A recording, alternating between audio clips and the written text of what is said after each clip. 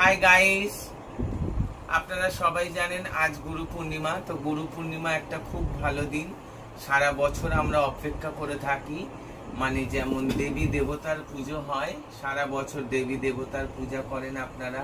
তো এই বছরে একটা দিন আমরা মানে হিজড়ে সম্প্রদায়ের মানুষরা আমরা গুরু নানগুরুকে আমরা পুজো করি। আজকে দিনে গুরু নানগুরুকে পূজা করা হয়, ওনার পা ধোয়ানো হয়, সাজানো হয়।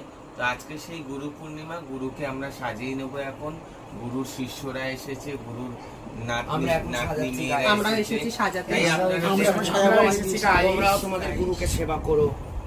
আমরাও এসেছি আমাদের বড়মারা সবাই খুশি করে আজকে একটু স্পেশাল শুভ গুরু পূর্ণিমা, সবাইকে আন্তরিক শুভেচ্ছা অভিনন্দন। এসেছি আমাদের বড় মাকে আমরা মনের মতন করে সাজাতে।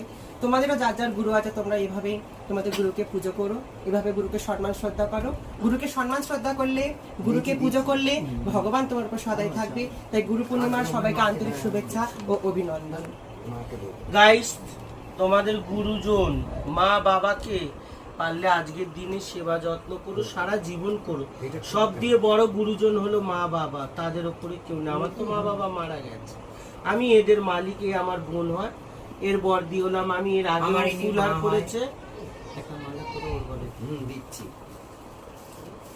এই যে এইটা আমার মাকে দিলাম, ইনি আমার মাসি হয়, আমার গুরুমা বোনকে দিয়ে বোন।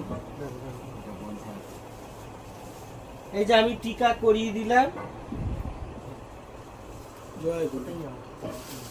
এই যে আমার তো গাইস, আমার এই পা লাগি মা। আমার বড় বোনের শিষ্য মেয়েরা, নাতনিরা সবাই যেন ভালো থাকে।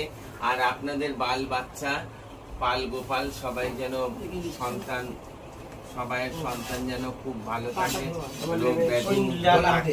লাভ হবে।